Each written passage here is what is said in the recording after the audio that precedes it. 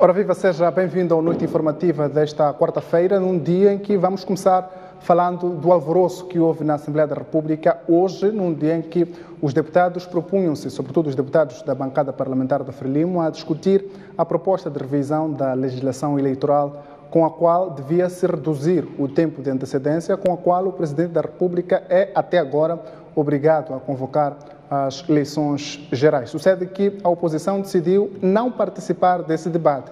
E há mais.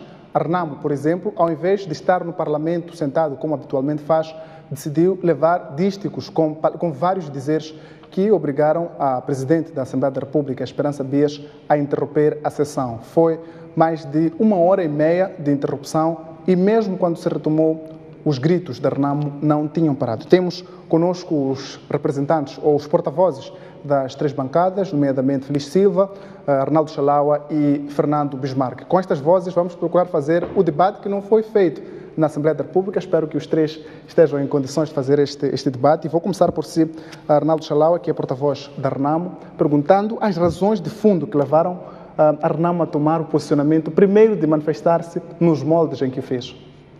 Muito obrigado. Gostava de saudar a todos os telespectadores, aos colegas do painel.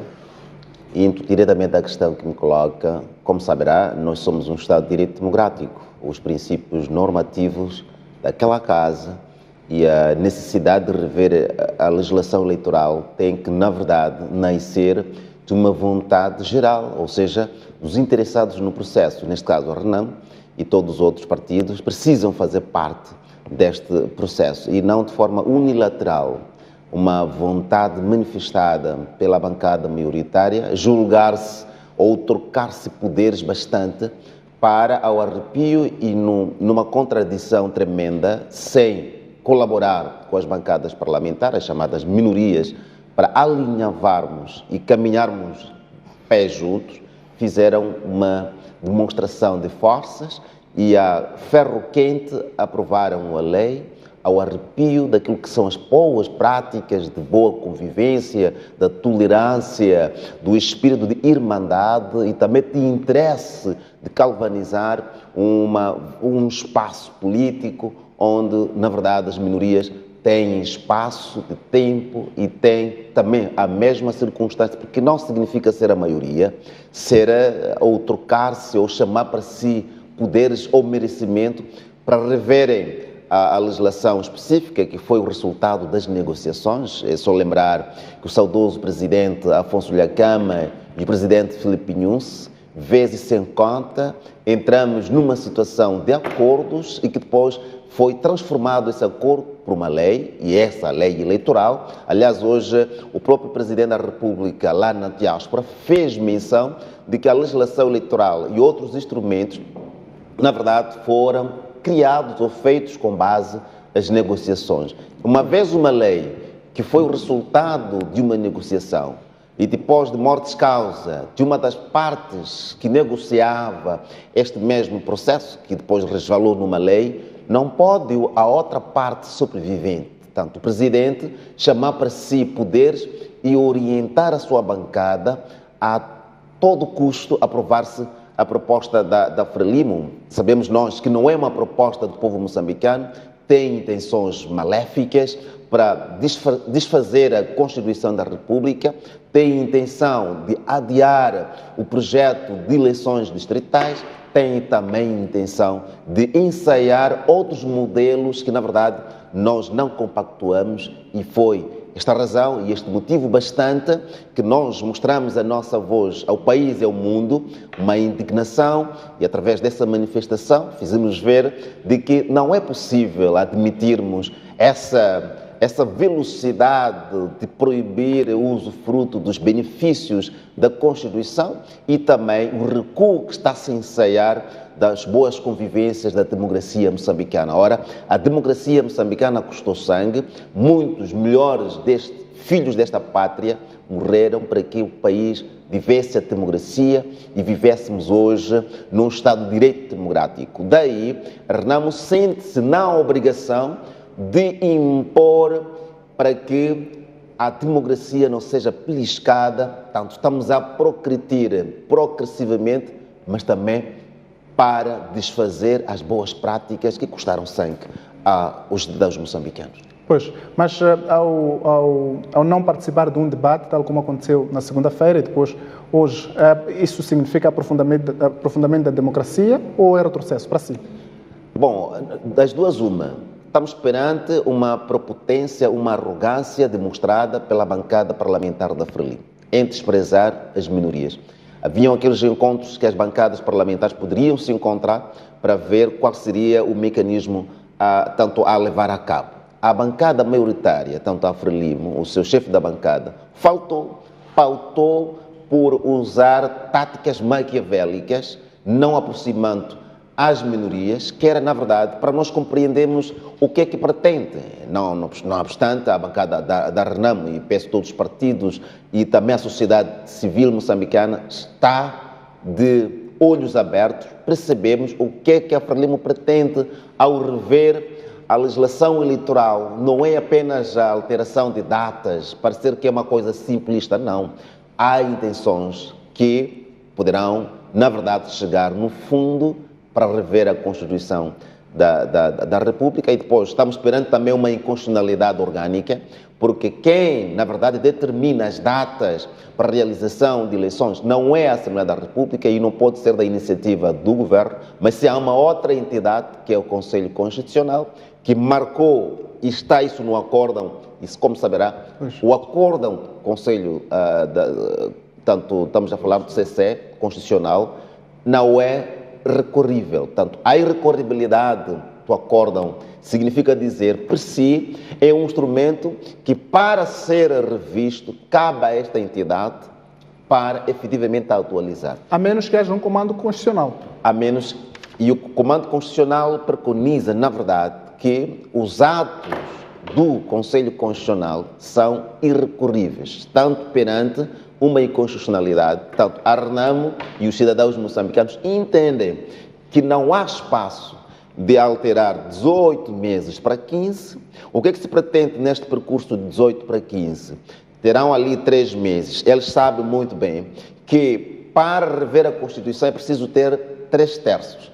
3 terços significava, na verdade, assumir as competências, aquilo que nós chamamos na Constituição, a assunção dos poderes extraordinários para a revisão da Constituição. Isso significava 3 terços, aproximadamente 200 deputados ou 190 e tal deputados. Pois.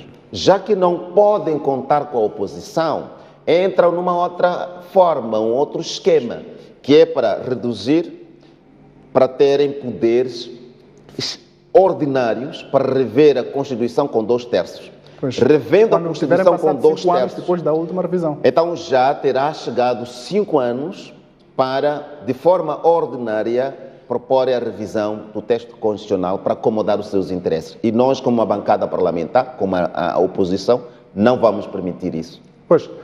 Bismarck, seja bem-vindo aqui ao Noite Informativa.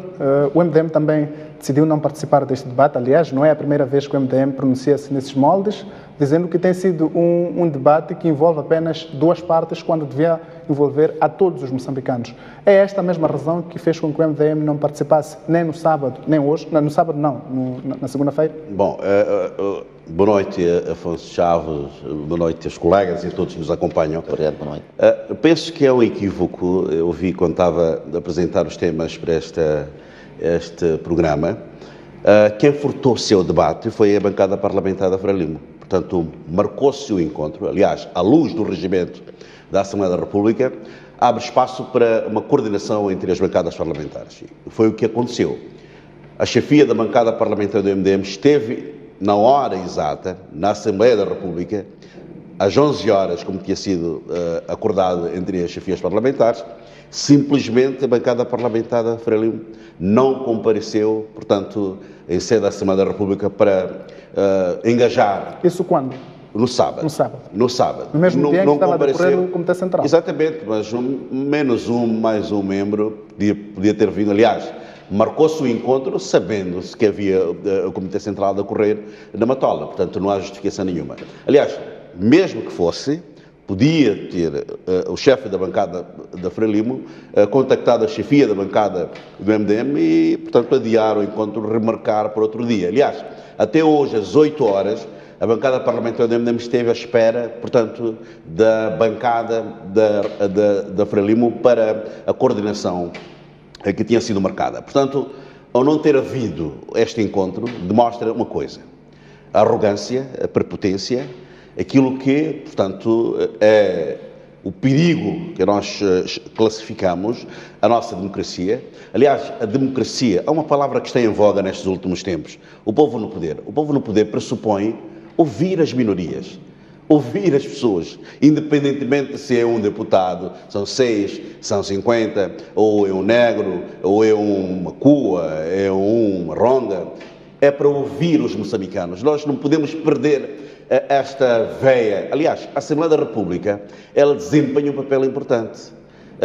Se a Assembleia da República é intolerante, isto é transmitido de imediato à sociedade e a questão da intolerância política vai ganhando contornos preocupantes no nosso país. Portanto, é de reprovar, é de lamentar este recuo, este retrocesso que tem estado a se notar na Assembleia da República. Aliás, já tivemos bons momentos, basta, não estou aqui, não sou um saudosista, mas esteve lá uma chefe da bancada, a atual Ministra do Trabalho, tinha uma habilidade do ponto de vista de negociação. Aliás, o que acontece na plenária representa 20% daquilo que é o exercício parlamentar. O resto faz-se nas comissões e nos corredores parlamentares, os acordos para permitir o funcionamento pleno daquela casa. O que temos estado a ver nos últimos tempos tem sido um rasgar, digamos assim, do diálogo que assenta a democracia construída também na base do diálogo permanente e o reconhecimento, digamos assim, das minorias. E é lamentável termos estado a acompanhar este retrocesso. Portanto, enquanto bancada, nós assumimos o abandono da plenária como forma de protesto e alertar a comunidade moçambicana, a comunidade internacional, do perigo que há de maiorias que têm sido nocivas à democracia. Portanto, esta é uma aprendizagem para os moçambicanos, vem o ciclo eleitoral a seguir e é preciso notar que maiorias, do jeito que existem hoje, são nocivas à democracia e à boa convivência. Portanto, é de lamentar o que assistimos hoje. Ouvimos um monólogo, falou do debate, hoje não houve debate, foi um monólogo, 2, 3 falar entre si, portanto, houve ausência de debate, foi um monólogo e foi forçosamente aprovada esta lei, que em parte, Chavo sabe, durante muito tempo a STV fez referência a esta tentativa do terceiro mandato do Presidente da República, a tentativa de anular as eleições distritais que resultam de acordos e de consensos havidos no passado. Portanto, é verdade que a bancada parlamentar da Frelimo diz que é uma fofoca do terceiro mandato, mas também é preciso recordar a bancada, ou a própria Frelimo, que nunca veio em público, portanto, desmentir esta intenção do terceiro mandato. Aliás, nós temos de defender Afonso Chavo, os moçambicanos devem defender, portanto, para que Moçambique não se transforme numa monarquia. Isto é uma república que se funda, portanto, nas leis e é importante respeitar. Pois, nós voltamos para si também para compreendermos o vosso posicionamento sobre esta proposta que foi aprovada hoje pela bancada parlamentar da Frelimo, que por sinal é a sua bancada, Feliz. Queria primeiro saber como é que a Frelimo recebe o ato mais visível que houve na Assembleia da República hoje, que foram as manifestações ou a manifestação da RNAM, que ao invés de debater, levou aqueles dísticos todos como uma forma de expressar parte do seu desagrado. Boa noite, caros telespectadores. Cumprimentar assim Chavo e aos meus colegas de painel. Respondendo imediatamente a esta questão, este é um arrastar de manifestações que vem acontecendo e hoje foi demonstrada, ou posso dizer que a máscara caiu daqueles que vêm protagonizando essas manifestações. E indo ao tema em debate, nós sabemos que o número 3 do artigo 311 da Constituição da República define que em 2024 temos que ter eleições distritais. Isto deriva da Constituição de 2018, que todos nós sabemos em que contexto foi aprovada. Todos nós, moçambicanos, estávamos à busca de uma paz definitiva, porque eram pessoas que estavam a morrer, eram bens que estavam a perder, o país estava a ser destruído e naquela altura não havia muito espaço para ainda negociar esta questão, porque pretendíamos a paz definitiva. Alcançada a paz definitiva, os moçambicanos estão livres, estão mais à vontade, iniciou-se um debate em relação à pertinência ou não da realização dessas eleições. O Presidente da República, quando a 20 de dezembro de 2020 veio à Assembleia da República comunicar à nação, lançou este reto sobre a necessidade de todos os moçambicanos, falo de políticos, religiosos, jornalistas, acadêmicos, toda a sociedade civil, de debater sobre a oportunidade, as vantagens e as desvantagens da realização destas eleições. E este debate está a acontecer, mesmo aqui na STV temos vindo a assistir e queremos saudar a promoção que estão a fazer da democracia. Isto é que é democracia. A democracia não se resume em 3 partidos políticos. A democracia resume-se na participação de todos os segmentos da sociedade e o povo em geral.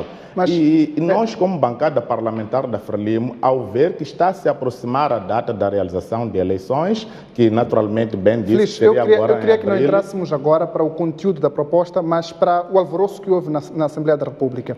Está a dizer-me que a democracia não se faz apenas com apenas 3 bancadas. Isto significa que muito menos seria com apenas uma bancada parlamentar.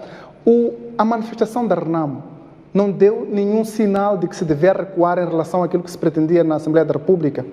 Na verdade, eu até estou feliz por ver o meu colega Chalaua mais calmo, mais disponível para debater, porque é isto que devia ter acontecido em sede da Assembleia. Esses argumentos todos que os meus colegas estão a trazer, deviam ter trazido lá, perderam esta oportunidade de trazer os argumentos. E eu digo uma coisa, nós não trabalhamos com pressupostos, nós trabalhamos com a realidade. A bancada parlamentar da Frelimo submeteu o projeto há 3 semanas e logo de seguida, porque o regimento preconiza esta coordenação e reuniões entre as bancadas, sem querer concordar com aquilo que disse o meu colega Bismarck, que trata-se nos corredores. Os corredores não podem substituir o plenário da Assembleia. O plenário da Assembleia é que é responsável pela decisão de todos os aspectos. Esses corredores estão previstos, claro, no regimento, mas não se vinculam ao plenário. Eles deviam ter vindo ao plenário. Aconteceu o primeiro encontro com as chefias das bancadas. A informação que eles deram é que ainda precisamos de tempo para refletir. E precisamos também de receber orientações claras das lideranças dos nossos partidos. Houve o segundo encontro. E este segundo encontro é que ditou o adiamento do debate dessas matérias que devia ter sido na semana passada. Adiou-se para esta semana, que era para acomodar esta vontade da Frelimo de colher opiniões das outras bancadas.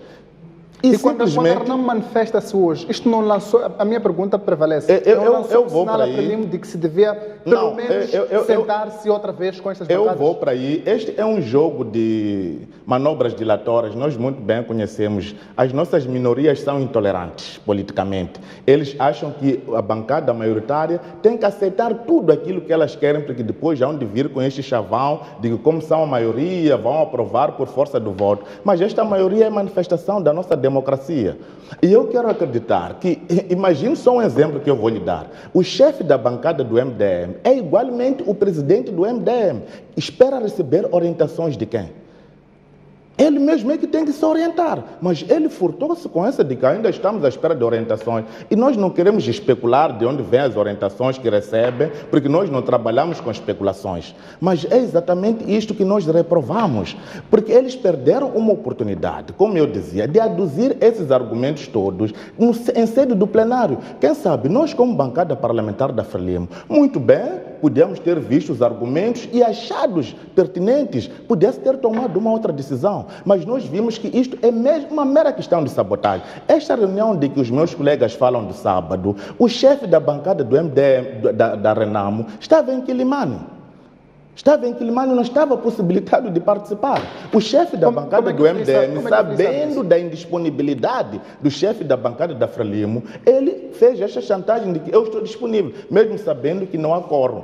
porque o artigo 57 fala de coordenação entre as bancadas, não fala de uma e outra bancada. Então, se as 3 bancadas não estão representadas, qual é o quórum que existe? E logo nós percebemos que são manobras dilatórias e é aquilo que vimos hoje, aquele espetáculo protagonizado pela Renamo, naturalmente que não nos admira, é um espetáculo normal para ele. Mas só para recordar que nós já tivemos várias leis que foram aprovadas por unanimidade ou por consenso, resultante dessas concertações. Eu falo da lei de amnistia, que interessava tanto a Renamo, porque tinha pessoas que pretendiam ser amnistiadas para continuar a viver na sociedade. Foi aprovada. Eu falo do pacote eleitoral de 2014, que foi aprovado até de noite, vindo dos acordos alcançados na Joaquim Santos. A Renamo trouxe a sua proposta. O que é que nós fizemos como bancada parlamentar da Frelimo? Não alteramos nenhuma vírgula. É isto que querem? Está aí na lei. Vamos às eleições. Fomos às eleições, perderam as eleições, como sempre perderam, e vão continuar a perder, e depois vieram dizer que não, porque houve fraude. Mas aquela fraude foi produzida por uma lei eleitoral que eles mesmos é que impuseram, que é a questão da paridade. Mesmo nas mesas das assembleias de voto, eles exigiram paridade, todos os partidos têm que estar lá. Quando nós estamos a dizer que não, o melhor modelo é a despartidarização dos órgãos eleitorais para garantir uma maior transparência e participação dos cidadãos. Feliz Silva, para não sairmos do nosso tema de debate, vamos agora avançar. Como dissemos na apresentação dos nossos destaques no Jornal da Noite, o debate que não aconteceu na Assembleia da República vai acontecer aqui. Vou começar por si, Xalaua.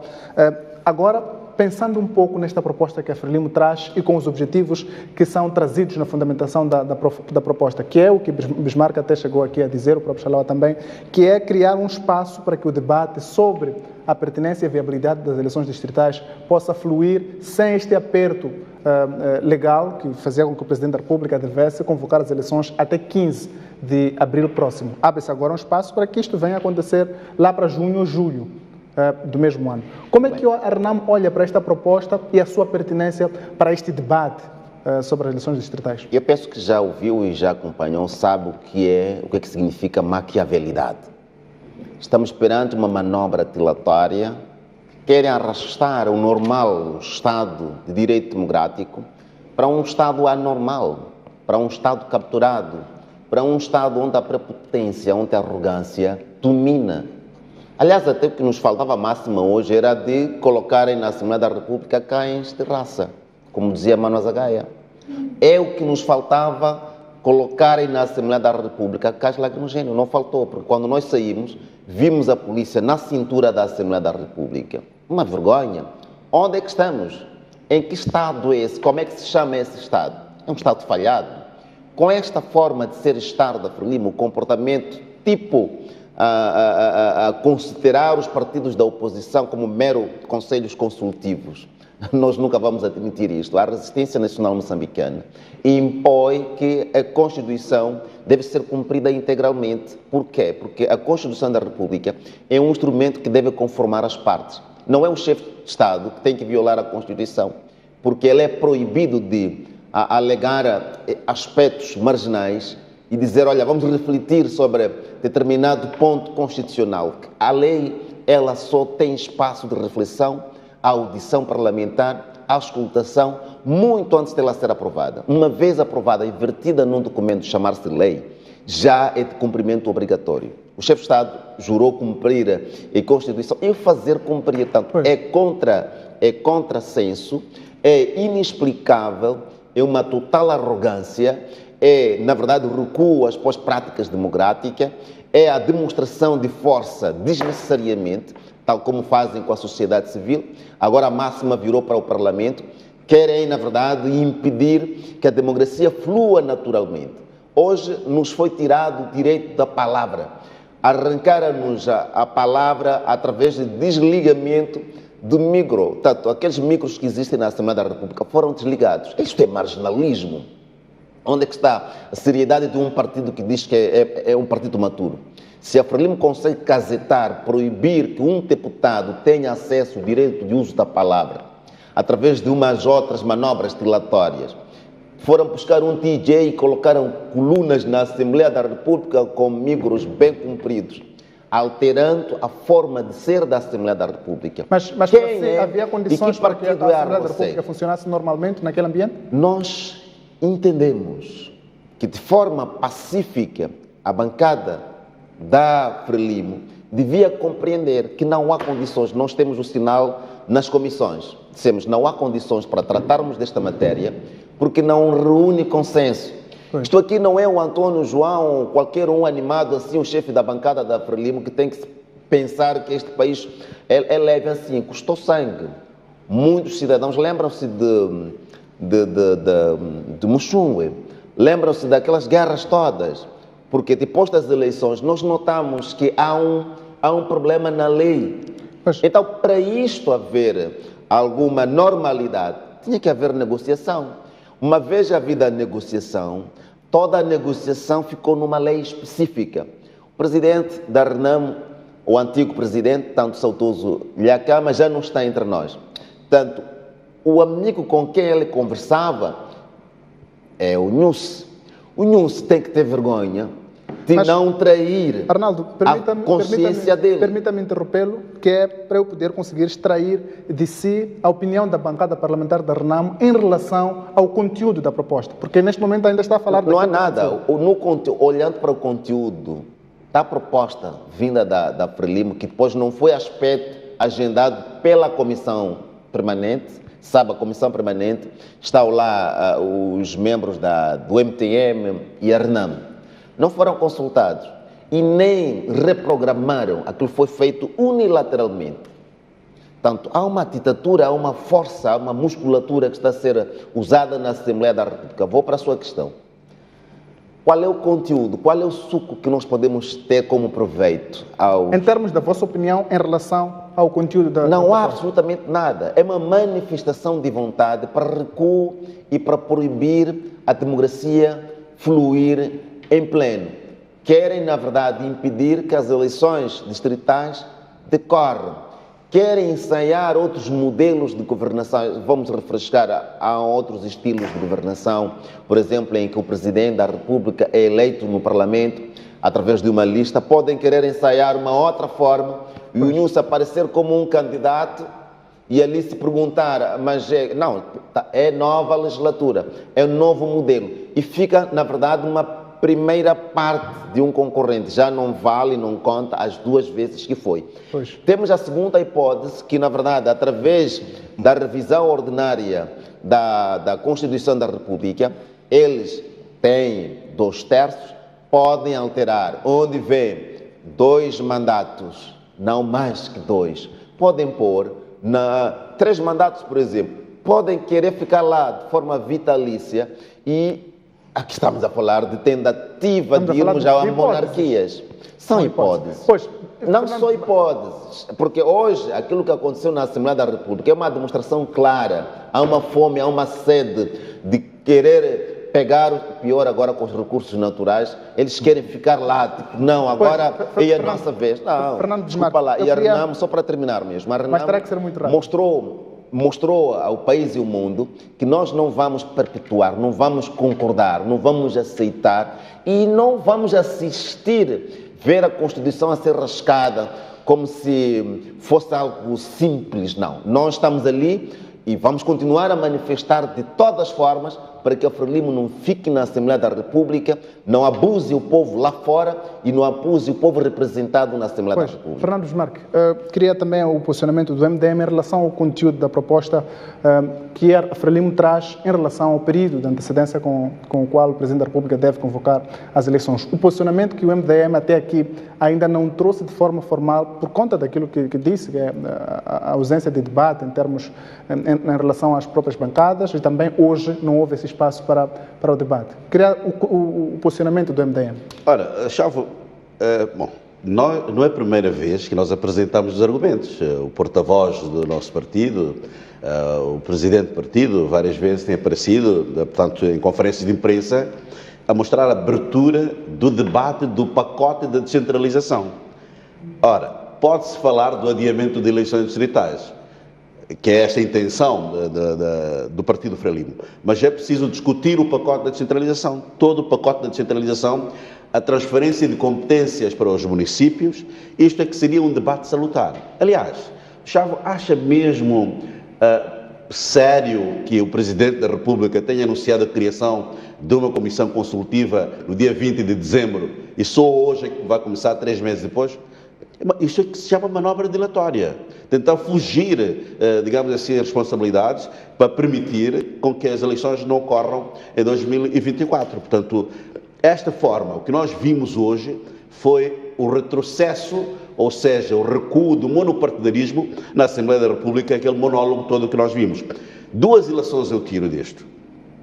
Uma tentativa de pisotear, de desvirtuar a Constituição da República, porque é verdade que para rever a Constituição antes dos 5 anos, desde a última revisão pontual, que devia ter 3/4 de deputados, não tendo estes 3/4, portanto, a Frelimo adiando, reduzindo o tempo da convocação para 15 meses, aliás, isto é que se sabe, é o que veio à mesa dos deputados. Mas durante a apresentação deste projeto de lei em sede da Assembleia da República, ouvimos nos debates, aliás, no monólogo, de que agora quer reduzir para 14. Portanto, o documento que circulou na Assembleia, que temos em nossa posse, fala de 15 meses. Agora, já reduziram para 14 meses. Inclusive, estou a receber aqui notas de alguns jornalistas a perguntarem o que é que está a acontecer na Assembleia, porque falou-se de 15 meses. Agora, durante os discursos, o monólogo na Assembleia, ficamos a saber que, afinal, agora são 14 meses. Portanto, o Conselho Consultivo que o Presidente da República anunciou é uma manobra dilatória. E mais, não podemos cometer os mesmos erros que, portanto, conduziram este país na revisão pontual da Constituição, que foi um diálogo fora do Parlamento e foi trazido no Parlamento sem alteração nem sequer da vírgula. Agora, para discutir a descentralização, para discutir matérias que têm a ver com eleições distritais, eu penso que a Assembleia da República seria o palco privilegiado, até porque a Assembleia da República é uma casa aberta para todos os cidadãos, podíamos promover a auscultação pelo país fora e ouvirmos as sensibilidades dos moçambicanos e não recebermos um documento só para carimbar. Portanto, em todo caso, o MDM está aberto e vê pertinência no debate sobre as eleições distritais, mas não de forma isolada. Exatamente, temos que discutir a descentralização toda. Como sabe, hoje na província está uma bandalheira, portanto uma ingovernabilidade que, portanto, não sai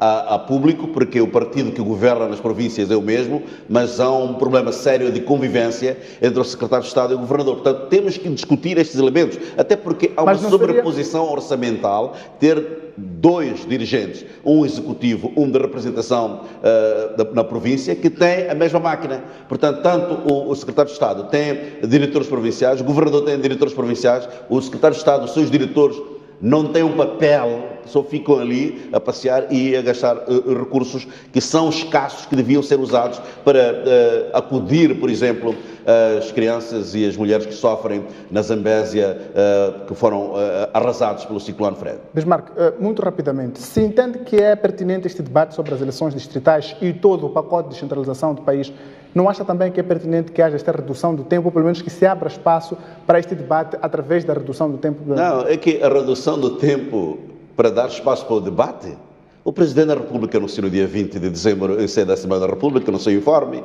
Então, de dezembro, só hoje, 3 meses depois, é que se pede para alargar o debate.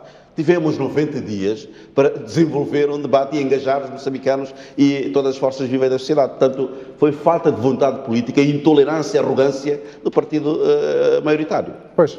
Félix Silva, temos aqui as abordagens da Renamo e do MDM que não são necessariamente idênticas. Enquanto a Renamo entende que isto é maquiavelismo e há pretensões da Frelimo de mudança do modelo de eleição do presidente e também de governação do país e por isso não entendem ser pertinente que haja este debate sobre as eleições distritais, ademais porque a contraparte do Presidente da República na negociação destas eleições distritais já não está entre nós, já não está em vida, que é o antigo Presidente da Renamo, Afonso Dhlakama. O MDM entende que há pertinência de se discutir as eleições distritais e todo o pacote de descentralização, porém não é razoável que de dezembro do ano passado até esta parte, só agora é que se comece com este debate. Como é que a Frelimo explica, por exemplo, ou com que razoabilidade é que a Frelimo avançou com esta proposta, tendo em conta os 3 meses que passaram e que não havia, pelo menos a nível público, esta comissão prometida pelo Presidente da República? Bem, eu gosto da forma como os meus colegas argumentam esta questão do 3º mandato, trazem aqui vários cenários. Estava a ouvir aqui que a eleição por lista, porque 3/4 de deputados podem rever a Constituição. Isto é uma prova clara de que eles estão cientes de que a Frelimo é que vai governar este país até onde puder. O problema deles é saber, dentro da Frelimo, quem vai governar. Mas não precisamos de vir a público desmentir se há ou não há terceiro mandato. A nossa Constituição da República fixa 2 mandatos. Está claro. E é aquela Constituição que está em vigor, não sofreu nenhuma alteração. Esta questão que colocam da criação da comissão que foi anunciada pelo Presidente da República, nós sabemos que após este anúncio houve um outro debate. Com que base legal o Presidente vai criar esta comissão? Mas também nós íamos para feras parlamentares. As feras parlamentares são regimentais. Encerramos a Assembleia no dia 21 e só retomamos agora em fevereiro. E este debate está a decorrer. E nós, naquele período, não tínhamos como submeter um projeto de lei. Só agora que a Assembleia está a funcionar, já na sua, acho que é 7ª sessão, se não estou em erro, nós submetemos o projeto. Mas eu penso que nós temos que ir ao término do debate e evitarmos de ter aqui de suposições. Permita-me, por favor, só para podermos ter um ponto de ordem. O Presidente da República não disse que ia usar os deputados para esta discussão. Disse que seria criada uma comissão cujos resultados seriam levados à Assembleia da República. Ou seja, exatamente não era, isso que eu estou Deixa-me terminar de explicar. Ou seja, não era necessária a presença dos deputados e sim desta comissão que, quando as sessões da Assembleia da República começassem, levaria os resultados. O que está a ser trazido aqui à colação é o fato desta comissão não ter começado a funcionar antes da Assembleia da República voltar às suas atividades. Sim, mas eu estava a explicar, houve este eleito no dia 20 e a vontade foi muito ampla de envolvimento da sociedade. Eu falava aqui de políticos, até jornalistas no debate disto, que reduziu a necessidade de termos uma comissão e avançarmos para coisas mais concretas, que é a democracia, de entregar o poder ao povo para poder decidir sobre o seu futuro. E é isto que, na verdade, está a acontecer. E nós sabemos claramente que as eleições decorrem sempre na primeira quinzena de outubro. O que nós estamos a permitir como de bancada da Renamo é garantir o cumprimento das leis. Nós não queremos que o Presidente da República viole a lei. Para não violar a lei, nós como órgão representativo, que é a Assembleia da República, que mesmo quando Sua Excelência o Presidente anunciou a criação da comissão, disse que os resultados viriam à Assembleia, porque é poder da Assembleia legislar sobre estas matérias. E nós tomamos esta iniciativa, que é brilhante. Estava a dizer que não... Mas acham que é razoável que de dezembro até esta parte não tenha sido trazido um resultado, pelo menos a nível público, desta comissão? É que o debate é muito grande, que não está parado o debate. Mesmo agora estamos a debater sobre isso, não é verdade, Afonso Chaves? Mas eu quero só citar alguns aspectos da democracia, que nós respeitamos a democracia como Frelimo.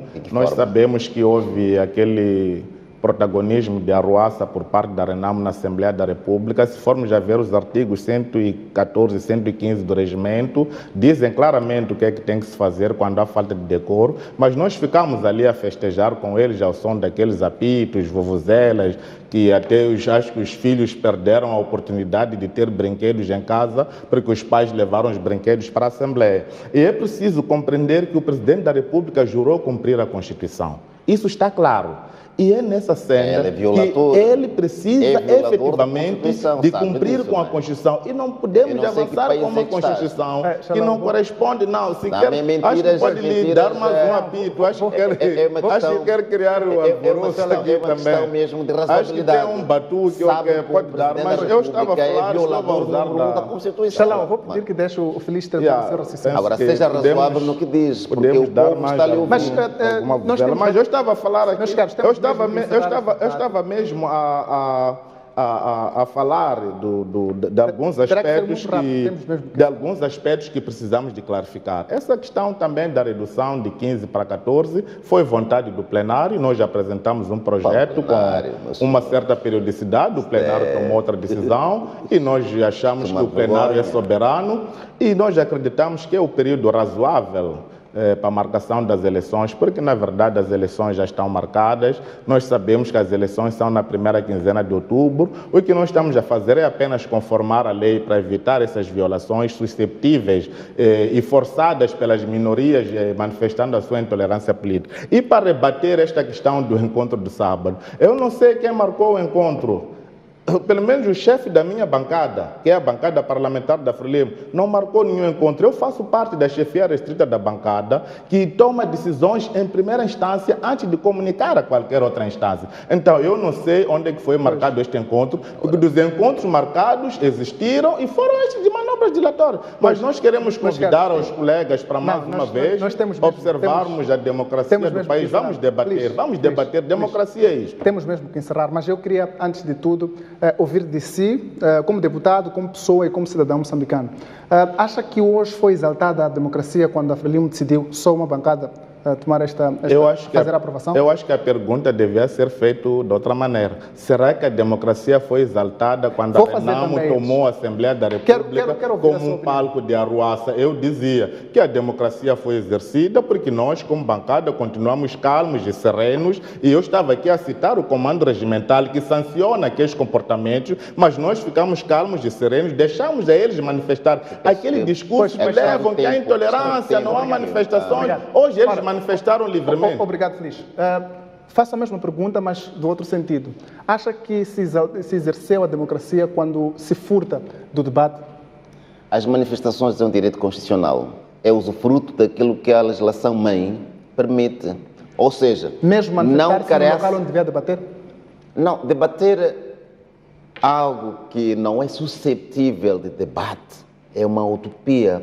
Qual é o critério que usam para dizer isto é suscetível, isto não é suscetível? É quando, na verdade, obedece os critérios normativos da Assembleia da República e também desse espírito de diálogo, da aproximação das bancadas. A Frelimo está a menosprezar as bancadas minoritárias. Esta é uma clareza. No fundo, o que é que se pretende? 14 dias, 15 dias, não percebem o que é que eles querem fazer. No fundo, o que é que eles pretendem, de facto, é que a sessão tem que terminar em maio, já agora, maio. E a Constituição não pode ser revista numa sessão extraordinária. Este é um outro porém. Eles estão encoralados e vão ensaiando todas as manobras, até aquilo que, na verdade, não é aconselhável em um Estado de Direito Democrático. No fundo, o que é que a Frelimo quer é empurrar este país para um mal-estar. Tem que haver Presidente da Renamo, General Associação está aberto.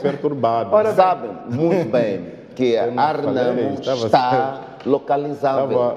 Está na parte certa. Só quero chegar num ponto. Não, mas terá que ser chegando num ponto, entendemos nós que é preciso que esta lei que foi aprovada unilateralmente, não foi a Assembleia da República, é o Comitê da Frelimo, não é válida aquela lei. O chefe de Estado tem que chamar a consciência e não publicar aquela lei, porque, na verdade, é uma lei inconstitucional. Pensamos nós que, para terminarmos, vamos continuar a impormos para que a democracia seja uma realidade.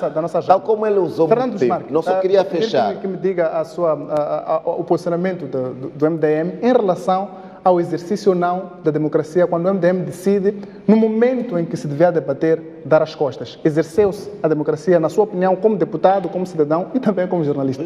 É errado o Chavo dizer que viramos as costas ou furtámos-nos. É um exercício da democracia. Claramente. O fato de não termos tido espaço para debater, onde vimos uma tentativa de esmagamento das minorias através da arrogância do partido no poder, restava-nos retirarmos da sala, porque não podíamos ali formalizar ou, portanto, assistir àquele monólogo. Portanto, o que vimos hoje foi o regresso dos anos 80 na Assembleia Popular, em que ficaram deputados da Frelimo, portanto, a fazerem uma representação dramatúrgica. Mas é um alerta à sociedade de que precisamos despertar. Aliás, estes movimentos temos estado a acompanhar o descontentamento popular. Eu penso que a Frelimo foi pouco diligente, portanto, a incendiar um pouco mais as animosidades. Portanto, veja nas redes sociais, portanto, a juventude toda indignada com o comportamento da bancada parlamentar. Meus caros, muito obrigado pela vossa presença na noite informativa de hoje. Nós vamos continuar. Este tema poderá marcar também o próximo painel por pouquíssimo tempo, naturalmente. Vamos contar com as presenças de Ismael Nhacuco e Mauro Silva, que vão fazer também uma análise daquilo que aconteceu hoje no Parlamento moçambicano. Naturalmente vai ser uma análise mais partidária, são nossos convidados residentes às quartas-feiras e que eles, embora tenham simpatias e pertençam a partidos políticos, fazem sempre uma análise naturalmente neutra dos fatos. Vimos neste primeiro painel posicionamentos das três bancadas parlamentares que duas, tanto a Renamo e o MDM, diziam que se tratava de um processo maquiavélico da bancada parlamentar da Frelimo de fazer mudanças desnecessárias para a nossa Constituição. O MDM diz que há pertinência de se fazer este debate, mas não de forma isolada com as eleições distritais, e sim no pacote eleitoral, aliás, no pacote de descentralização como um todo. Já a Frelimo diz que o que a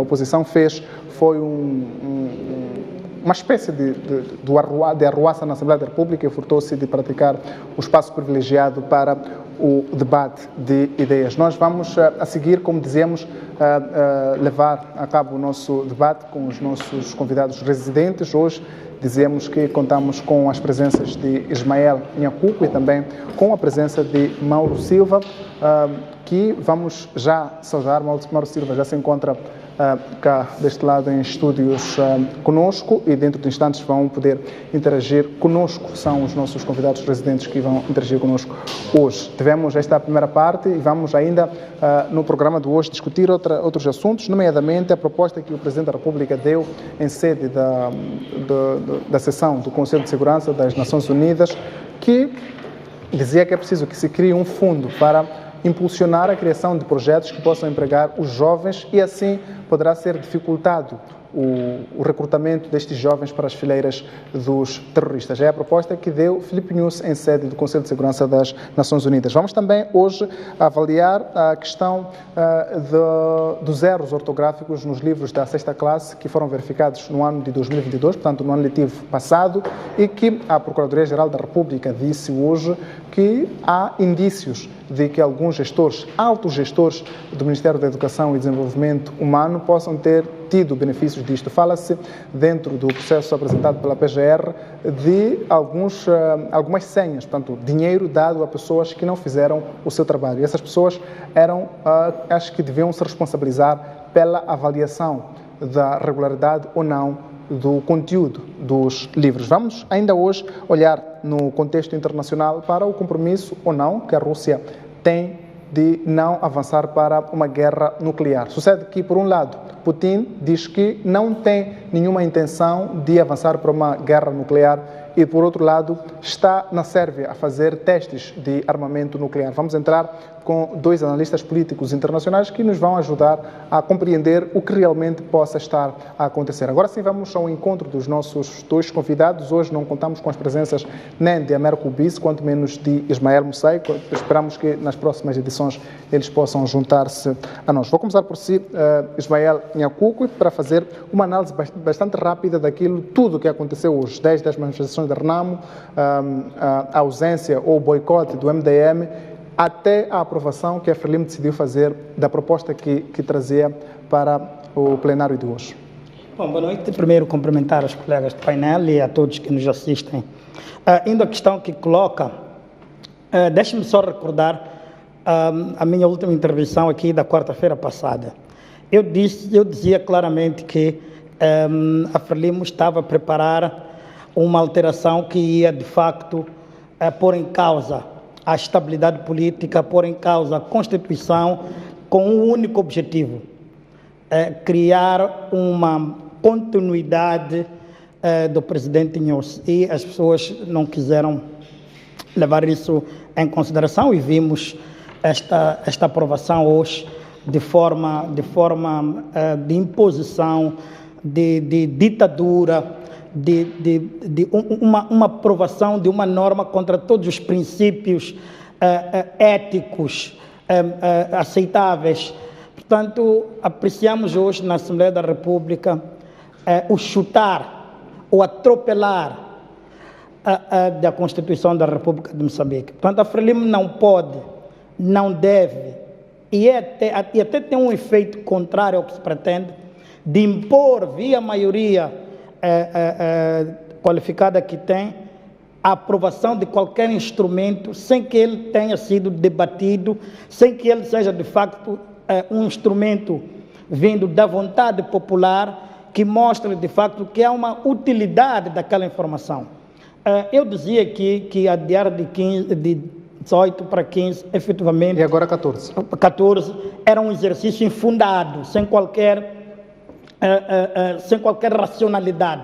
E é isto que nós vimos a Frelimo a impor, via ditadura do voto, uma alteração, e que nos leva a pensar que, de facto, alguma coisa está a vir por detrás desta aprovação e que, de facto, a oposição, de forma sábia, de forma até didática, a mostrar por uma manifestação clara e objetiva de que não ia pactuar com este tipo de comportamento.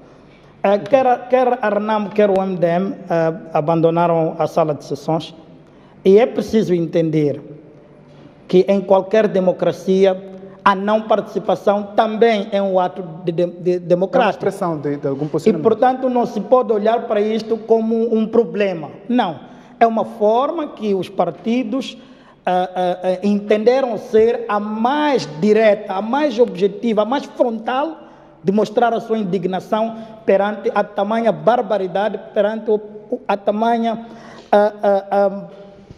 atropelo à Constituição da República. Portanto, não vejo aqui nada mais senão o exercício democrático do MDM da RENAMO, e não só a transmitir para o povo moçambicano de que não se vai viabilizar qualquer modelo de governação ou qualquer alteração à Constituição sem que, de facto, esta responda às reais necessidades do povo moçambicano.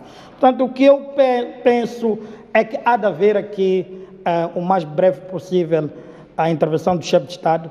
Parece-me que hoje é o último dia da reunião das Nações Unidas, portanto, nos próximos dias o chefe de Estado estará aqui em Moçambique, e quero acreditar, se ele tiver a frieza suficiente, a maturidade suficiente e a hombridade suficiente de se fazer valer enquanto chefe de Estado, de não permitir que esta lei seja promulgada. Portanto, o chefe de Estado não deve promulgar esta lei, deve devolver à Assembleia da República para que haja um debate sério, honesto e credível, e que de facto ele seja aprovado por consenso das bancadas, porque é preciso esclarecer ao povo moçambicano qual é o real interesse em alterar-se esta lei. Mas o Presidente da República teria ainda tempo de fazer esta devolução e aprovar, tendo em conta que de hoje até dia 15 faltam um pouco menos de 15 dias. E se isso não acontecer até dia 15, ele, se não convocar as eleições gerais de 2024, estará a fazer uma afronta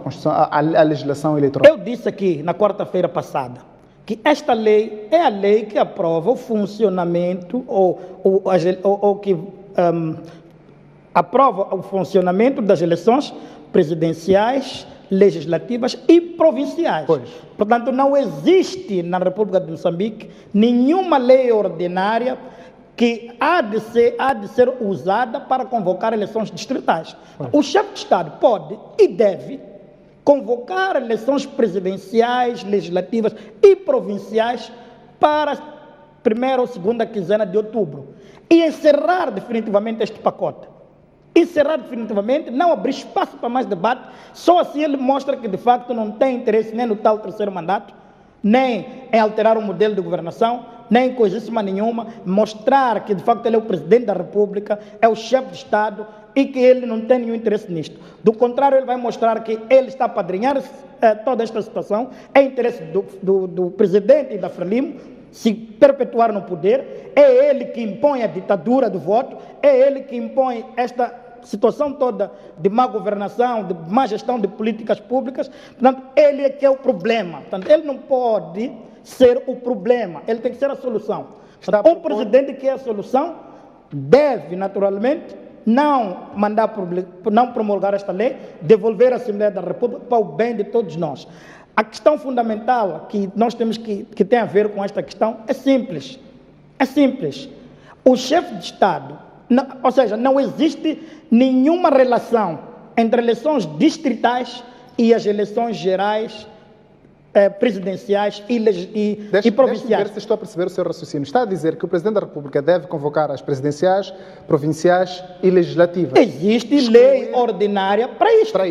E depois continua-se com um debate sobre as distritais. Claramente, porque a Constituição, com a não realização. Porque a Constituição, o que diz é que as eleições distritais realizam-se em 2024. Não diz quando, não diz como e nem diz quando o presidente convoca. Ou seja, nós estamos a inventar uma determinada situação aqui, estamos a arranjar um bode expiatório jurídico para, de facto, nós termos as condições objetivas para Frelimo aprovar a Constituição que quer, o modelo de governação que quer, para o presidente se perpetuar no poder. Portanto, se ele assim o fizer, se ele amanhã mandar promulgar esta lei, está claro e evidente que ele faz parte de um complô generalizado do Partido Frelimo para destruir a República de Moçambique. Portanto, nós vamos ficar aqui iguais a Guiné-Bissau, graças a este governo da Frelimo. Pois, Lorde Silva, bem-vindo aqui ao Noite Informativa. Também quero o seu comentário em relação àquilo que aconteceu hoje na Assembleia da República. Foram, pelo menos, 3 fatos de igual número de bancadas, cada uma das bancadas teve o seu comportamento. A RENAM decidiu levar dísticos com dizeres, a democracia está a ser asfixiada, o MDM decidiu simplesmente não participar do debate e a Frelimo, que é a bancada maioritária, decidiu aprovar aquilo que ela própria trazia como proposta. Como é que olha para este dia no Parlamento? Este dia, boa noite a si, boa noite ao meu colega de painel e a todos que nos escutam e nos veem neste momento. Pronto, todo um enlace de hoje tem um contexto, que é um contexto pré-eleitoral. E isto não é novo em Moçambique, isto é uma coisa que nós já temos vindo a observar com alguma frequência na janela eleitoral, naquela janela que vai chamar às eleições. Um certo tipo de comportamento atípico ao normal, que é aquilo que é o comportamento ordinário nos 4 anos antes daquele ano eleitoral. Isto é uma coisa. Do outro lado, estamos aqui a fazer uma leitura. Parece-me que a morte de Azagaia está a ser politizada, de tal forma que alguns partidos políticos não tinham, ou eu não consigo vislumbrar uma linha de orientação e que conseguem pegar naquilo que hoje estamos a catalogar de povo no poder. Aliás, povo no poder é aquilo que Moçambique já está a viver desde 94, através das eleições. Obviamente que você vai, deposita o seu voto e você escolhe aquela pessoa que você quer, e é o povo, efetivamente, no poder. Isso é uma coisa. Agora, do outro lado, estão a pegar este povo no poder de forma a politizar, de forma a encontrar um caminho para fazer política. E no final do dia... Mas não foi isso que foi dito na Assembleia da República, mal? Isto é a minha observação. Mas no final do dia, sob uma outra orientação, estamos a verificar que estes mesmos partidos políticos que chamam à democracia estão a boicotar atividades que efetivamente tinham que acontecer, que são debates na generalidade e debates de forma específica, eles estão a boicotar. É só recordar que na semana passada houve um adiamento houve um pedido específico por parte da bancada da RENAM e tanto é que se puxou para esta semana e esta semana, mais uma vez, há um tipo específico de boicote por parte das duas bancadas na perspectiva de se discutir de forma general ou de forma consensual sobre este ponto em específico. Agora, há que referenciar que este pedido que a bancada parlamentar da Frelimo faz é no sentido de encontrar consenso. E nós não poderemos ser apáticos à sociedade moçambicana. Temos que nos recordar que, obviamente, no dia 20, a Sua Excelência o Presidente, em sede da Assembleia da República, fez uma intervenção na medida em que chamaria todas as forças vivas dessa sociedade para discutir e encontrar os mecanismos de consenso, de construção de consensos sobre a efetividade da realização ou não de eleições, ou tipo, como é que eu diria? Se existem condições materiais e efetivas para a realização, para a realização das eleições distritais. Agora, nós não poderemos nos escusar não poderemos nos escusar de incluir as outras partes. E mais, não poderemos ser insensíveis ao sofrimento do povo. Nós temos que ver que este período de janeiro a março é um período que o Estado moçambicano, que o solo moçambicano, foi afetado com várias intempéries. Obviamente que em paralelo poderiam estar a acontecer, tem vindo a acontecer de forma informal, os vários recolhas de consensos, de opiniões e por aí fora. Mas temos povo moçambicano que está a sofrer neste país. Na Zambésia, mesmo aqui em Boane, em outras partes, há um movimento que nós estamos... E por conta disso não havia espaço, não havia condições para que o debate, por via da plataforma, porque eu ia interromper por conta disso. O Mauro, na sua intervenção, fala do convite a todas as forças vivas da sociedade a discutirem sobre a pertinência das eleições distritais. O Presidente da República não parou por aí. Falou da plataforma que seria usada para este debate, que seria uma comissão. Esta comissão, até hoje, pelo menos a nível público, não foi apresentada. Como é que acha que a oposição se sente quando olhamos de 20 de dezembro até esta parte? Não houve nenhum movimento formal, o Mauro até admite isto. Só hoje é que se fala deste debate, quando já chega o período em que o Presidente da República devia convocar as eleições gerais. Exatamente. Se recordar, a sessão plenária da Assembleia da República teve o seu início nos finais do mês de fevereiro. Então, todas as condições estão a ser criadas para a efetivação desta comissão. E temos que reparar que o início do ano, ainda estamos nele, ainda não saímos do início do ano. Então, estamos a tentar fazer de tudo para que isto efetivamente aconteça. Porque se houve uma promessa, obviamente que é uma coisa que deve acontecer. E deve haver um esforço, não só por parte da bancada da Frelimo, mas de outras forças vivas políticas dentro da própria Assembleia da República, na perspectiva de forçar esta comissão a fazer o seu trabalho de base, de modo que haja esse consenso que o meu colega está aqui a dizer. Pois, meus caros, muito obrigado. Eu queria... Desculpa, ser em 30 segundos. Eu queria... Sabe, não, é que efetivamente, eu fico um bocado agastado quando vejo um painelista, um amigo, a trazer aqui justificações que não tem nada a ver com nada, não tem... Quando é que o povo moçambicano não sofreu? Nos últimos 5 anos, o custo de vida quase que cresceu 5 vezes.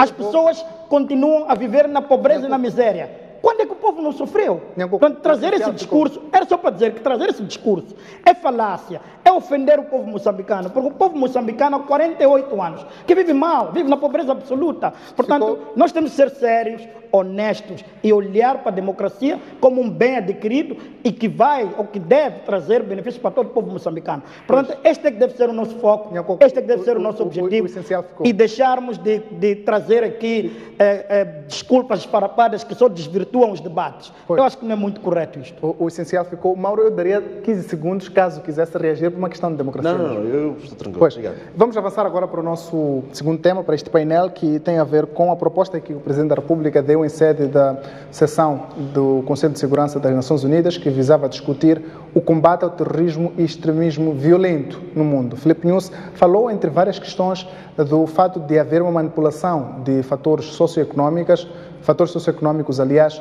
para a facilitação de recrutamento dos jovens para as fileiras dos terrorismos. Dito isto de outra maneira, tem sido revelado isto em vários estudos, que os jovens têm facilidade de avançar para juntarem-se aos terroristas por conta da pobreza. Não têm emprego e quando chega uma promessa com algum valor, os jovens preferem avançar. Daí que Filipe Nunes avançou uma proposta para acabar com esta justificativa. Diz que é preciso que se crie um fundo para os países africanos e também do Médio Oriente. Este fundo deverá financiar projetos que criem empregos para os jovens. Isso, na ótica do chefe do Estado moçambicano, ia dificultar portanto, o recrutamento dos jovens para o terrorismo. Vou começar por si mesmo, Nhancuco, e primeiro falando do critério que seria usado para a atribuição deste fundo e depois quem é que deve pagar a fatura. Bom, era só para chamar mais uma vez a razão. Não sei se o Mauro percebeu, ouviu o que o chefe de Estado disse. Há pobreza neste país. Portanto, é preciso muita atenção. Não é só saber quem é a África. Sim, eu estou focado no meu país. Eu não estou preocupado com os outros. Pois, mas há pobreza neste país, segundo os relatos do chefe de Estado. Portanto, é preciso entender isto e olhar a pobreza como um problema global de todo o país. É um problema de Moçambique. Não é um problema de uma determinada, de um determinado setor ou destes jovens de Cabo Delgado, ou de outros. Quando começou o conflito de Cabo Delgado, nós dissemos aqui neste painel que um dos motivos era a pobreza, fomos insultados. Hoje está aqui o chefe de Estado a aceitar e a assumir que a pobreza influencia negativamente para que as pessoas adiram facilmente a estes esquemas. Dissemos, é preciso potenciar, é preciso distribuir a riqueza de forma equitativa, é preciso que as zonas onde há conflitos, onde há exploração de recursos, esses recursos devem ajudar a financiar aquelas populações. Nós estamos a dizer isso há muito tempo. Eu estou a responder a pergunta para dizer que vou chegar ao modelo. Estou a dizer que nós já falamos sobre estas matérias e estamos a falar há muito tempo. Quando o governo decidiu atribuir 2% da receita dos recursos naturais às zonas de onde os recursos naturais provêm, nós dissemos o quê? É pouco, porque isto não vai responder à demanda. Dissemos isto, não nos foram dados ouvidos, fizeram ouvidos de mercador. Depois subiram para 3%, continuamos a dizer que é pouco, nem 10, nem 20, nem 30, porque aquelas pessoas veem os recursos a sair e eles não têm benefícios nenhuns. Hoje estamos a falar da proposta do chefe de Estado do fundo. O fundo não vai resolver nada. Nós temos que ter políticas claras de crescimento, temos que incentivar e investir nas zonas. E temos que olhar para a agricultura como a base para fazer este movimento. Do contrário, vamos ficar de fundo em fundo. O presidente Guebuza, quando quis distribuir dinheiro pelos membros da OJM, inventou pobreza urbana, distribuiu 7 milhões. Onde é que houve crescimento? Onde é que houve desenvolvimento? Qual é o jovem aqui que beneficiou desse dinheiro e que cresceu significativamente? Nenhum. Por quê? Porque o dinheiro era oferecido na base do amiguismo, na base do nepotismo, e isto não faz nenhum país crescer. Estamos toda hora a criar fundos. Temos fundo de habitação, temos fundo de pesca, temos fundo de desporto. Neste país há fundo para tudo. Mas o presidente aonde é que está o crescimento? Não existe crescimento porque não há estratégia. Concluindo, o fundo vai ser, mais uma vez, para encher o bolso destes dirigentes, ladrões e gatunos que nós temos neste país. Quer resolver o problema de Cabo Delgado? Invista em Cabo Delgado. Crie bases sólidas para ver crescimento. Dê às pessoas condições de terem e de produzirem comida. Criar condições de podermos desenvolver indústria em Cabo Delgado para poder dinamizar o emprego. Mas, Nhancuco, peço só um minuto para que continue a falar, mas dentro do... Eu estou dentro. Não, peço só um instante. O presidente da República, primeiro, não falava apenas de Moçambique, daí que disse que... Chavo, não estamos preocupados. Ele falou no âmbito das Nações Unidas, obviamente falou no âmbito de todo mundo. A minha abordagem é do ponto de vista local, do ponto de vista objetivo, aquilo que se pretende para Moçambique. Eu não quero falar da África do Sul, até porque os condicionalismos do tal fundo na África do Sul, no Senegal, na Nigéria e em Moçambique são completamente diferentes. A África do Sul é um país desenvolvido, há melhores condições de controle, de transparência, de não sei o quê. Então eu não vou comparar com Moçambique. Eu não vou fazer essa comparação, porque essa comparação é completamente absurda. É ridícula e não traz e não responde ao objetivo que se pretende. O presidente falou numa posição para toda a África. Perfeito. Mas não vamos aqui analisar toda a África. Seria uma completa falácia. Pois. Porque cada país tem as suas características próprias, tem os seus dinamismos próprios. Eu estou a falar especificamente de Moçambique. Esse fundo só vai servir para encher o bolso dos gatunos e dos ladrões que estão aqui neste país.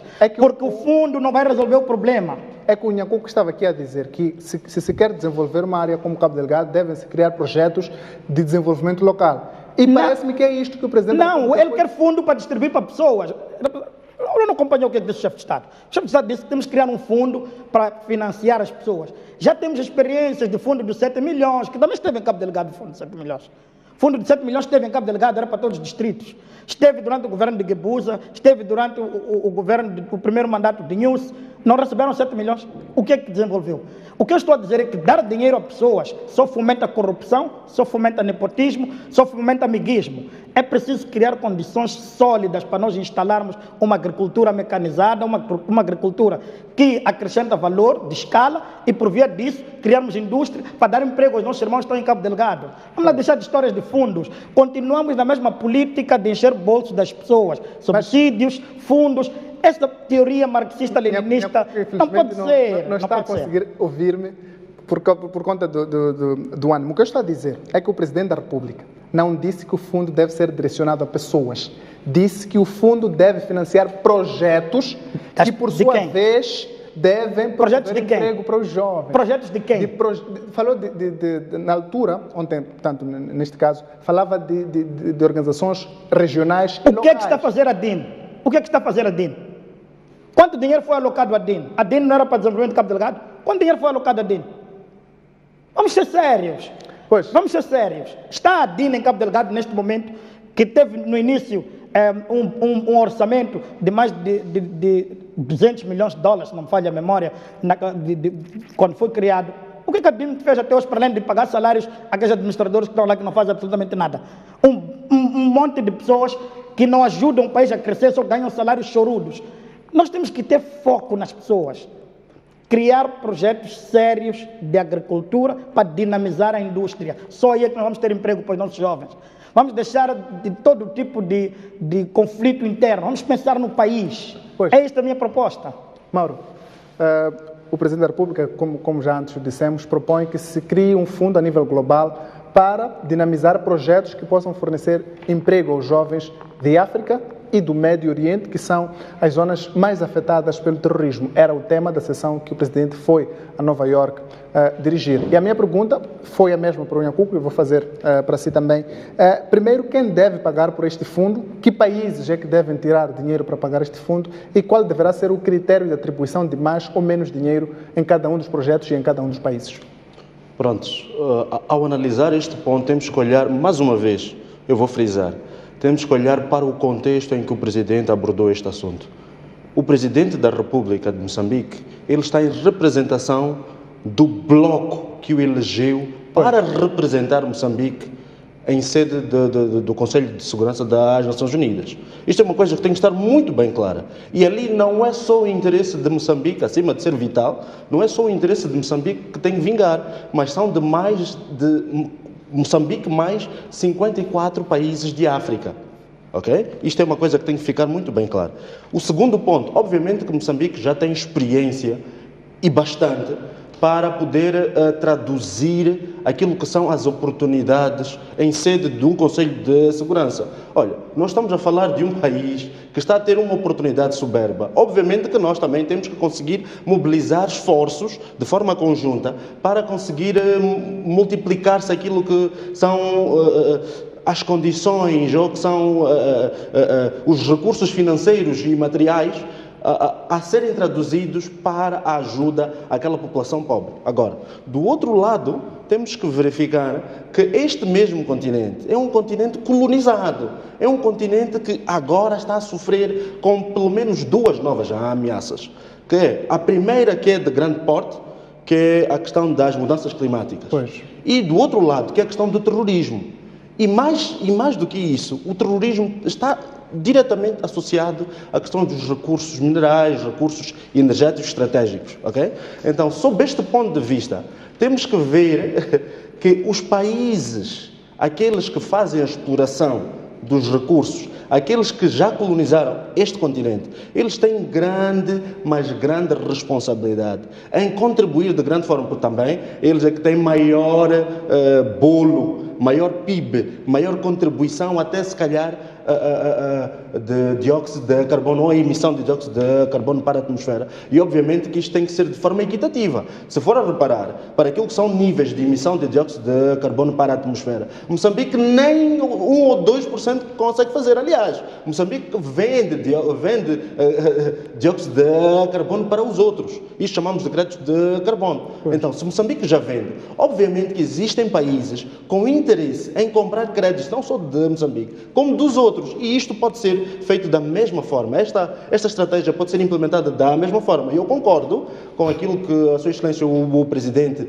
deu como sugestão, porque se nós construirmos um fundo, por exemplo, para o bloco da União Africana, e olharmos para aquilo que é a perspectiva da construção e abertura das fronteiras para a integração económica de África, obviamente que estamos a ver aqui grandes oportunidades, não só de Moçambique fazer aquilo que é para o seu país, mas de forma integrada, de que forma é que Moçambique pode contribuir, não só para o seu país, bem como para a região e a região para outras partes deste continente. Logo, estamos já a dizer que é uma oportunidade soberba de nós termos este fundo ao trabalho, ao funcionamento efetivo daquilo que são as aspirações de um desenvolvimento contínuo, robusto e integrado de uma região que daqui a... Olha, a África hoje já tem 1,3 de população, equivalente àquilo que é a Índia. Então, o que é que esperamos?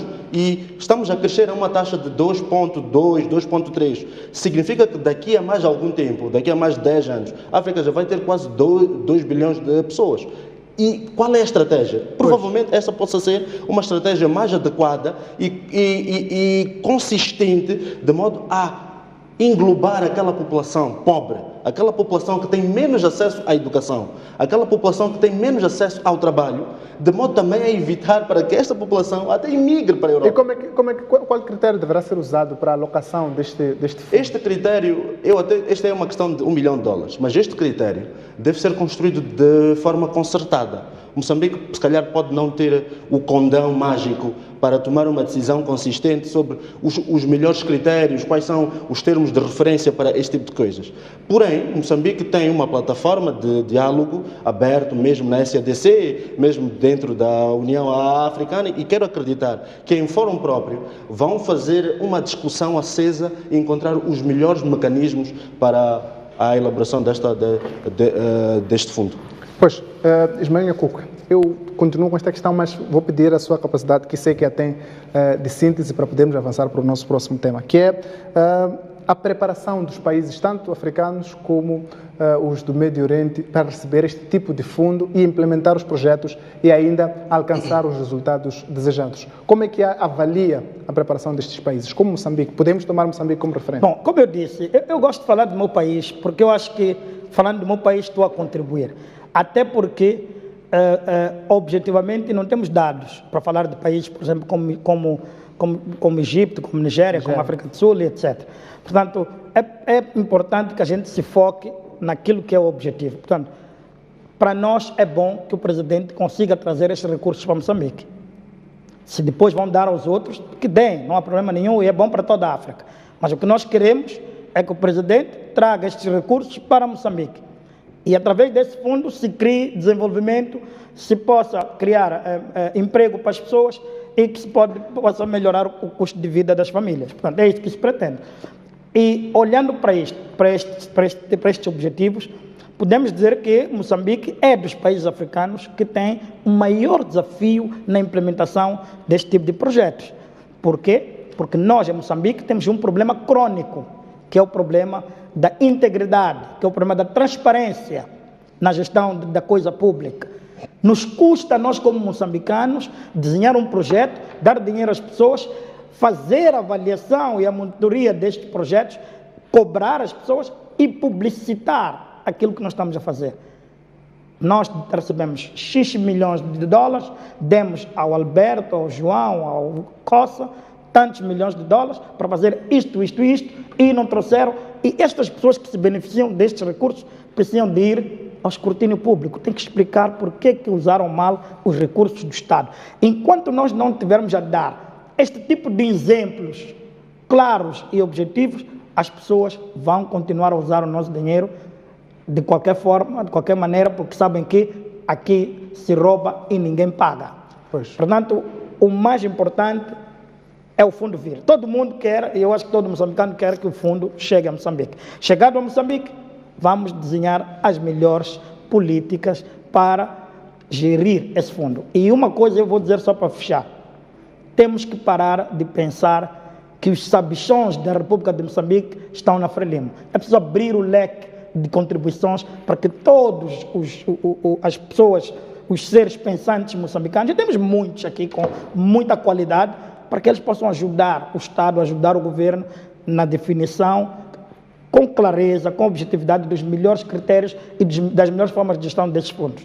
Pois, Mauro, vou assim com esta questão e já tivemos aqui um pensamento de Ismael Nhacuco, que diz que o país, Moçambique neste caso, é um dos maiores desafios que tem nesta questão por conta da corrupção, que está enraizada em todos os setores. Aliás, ainda ontem estivemos a discutir a corrupção que enferma, por exemplo, os centros de inspeção de viaturas. Também acha que o maior desafio que Moçambique teria, caso recebesse este fundo, seria a questão da corrupção, ou há outros aspectos de preparação que deviam ser analisados? Obviamente que para o seguimento da aplicabilidade desse tipo de fundos é preciso montar um sistema que consiga dar maior credibilidade a um país que está a sair da lama ou está a tentar sair da lama. Temos uma experiência negativa e temos que, através da experiência negativa, poder caminhar por caminhos mais iluminados. Obviamente que agora já não somos tão ingênuos ao ponto de não saber exatamente o que é que temos que fazer de A a B, de A a Z, sobre a questão da própria accountability, a questão da própria clareza, a questão da própria efetividade. Isto é uma coisa que nós sabemos. Tanto é que é só ver que Moçambique está naquela lista, né, na lista cinzenta, e estamos a fazer de tudo para poder sair dela. E também estamos até a querer aprovar uma lei sobre a questão da accountability das ONGs, de modo a poderem fazer aquilo que é uma demonstração, uma espécie de demonstração financeira, de onde é que os recursos saem, de onde é que os recursos vão, para haver um julgamento claro. Porque se eles pedem que nós sejamos claros, ou o lado do governo seja claro, efetivamente tem que haver, as regras devem ser iguais para todos. Mas agora, do outro lado, só para terminar, é importante frisar que a agricultura em Moçambique é relevante. Temos um exemplo positivo, por aquilo que eu saiba, e é público, que a agricultura, através do projeto Sustenta, ela está a tentar trazer Moçambique à ribalta, não é verdade? Então, se encontrarmos um mecanismo, eu já disse aqui nesta plataforma, se encontrarmos um mecanismo de triangulação, educação, produção e mercado, esta triangulação perfeita, com certeza estaríamos, por exemplo, este seria o melhor local para a aplicabilidade deste fundo. Estaríamos a transformar, primeiro, a agricultura de subsistência para uma agricultura mecanizada, estaríamos a manter aqueles jovens na agricultura, de modo a integrá-los na mecanização e mais, estaríamos a dar capacidade a estes jovens de como colocar o seu mercado no mercado prémio, no mercado que consiga se fazer dinheiro, no mercado que consiga se colocar divisas para Moçambique. Isto estou a dizer, talvez seja uma mudança de paradigma. Pois, vamos agora avançar para o nosso segundo tema de debate de hoje.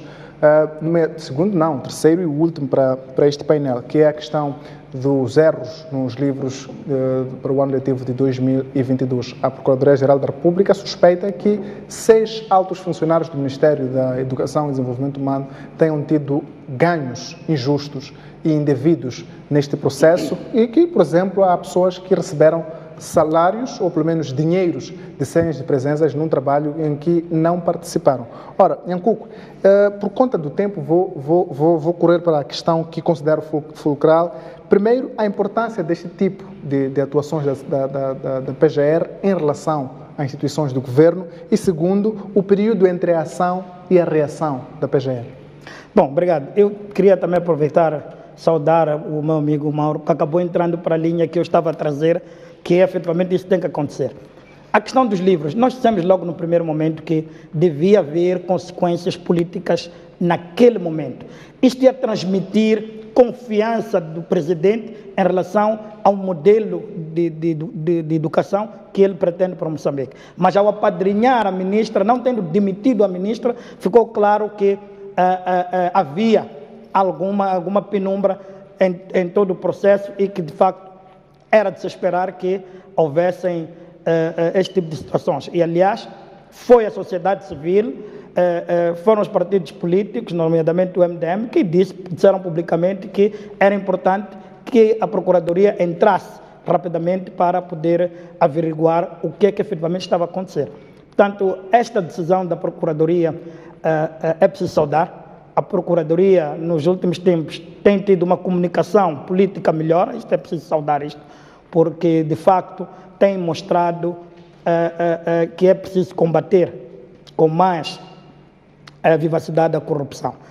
Peca por dois aspectos. O tempo que leva para poder instruir estes processos é demasiado tempo. Leva Passa tempo. mais de um ano e tivemos outros erros. Exatamente. Portanto, é demasiado tempo e isto pode desvirtuar um pouco e pode prejudicar até a questão das investigações. E esta é a primeira questão. A segunda questão é que a Procuradoria devolve para o Tribunal Administrativo fazer mais algum trabalho. Portanto, sabendo e conhecendo que o Tribunal Administrativo em Moçambique não é um tribunal vocacionado para a abertura de processos cíveis e criminais, portanto, o que o tribunal vai fazer é voltar a perder mais tempo e depois devolver o processo à Procuradoria para instaurar os processos de crime, caso haja indícios de que de facto assim o sucedeu. E isto vai nos levar mais de um ano. Ou seja, a justiça em Moçambique começa a ter problemas sérios de celeridade. E isto não ajuda a credibilizar a nossa justiça. Mas é preciso saudar esta iniciativa. Agora, a Procuradoria também não pode só ficar nesta questão dos livros. É preciso abrir o leque. O país está infestado de corruptos. O país tem a corrupção instalada em todas as instituições. É preciso que se faça um trabalho mais aprofundado. Todo santo dia parece um escândalo novo neste país. E a Procuradoria tem que começar a ser mais célere para conseguir abarcar estes processos todos. Agora, temos um problema real. É que temos que rapidamente transformar o Tribunal Administrativo num Tribunal de Contas. Só assim que o Tribunal Administrativo vai ter a celeridade que se pretende do ponto de vista da investigação que faz ao julgamento dos processos.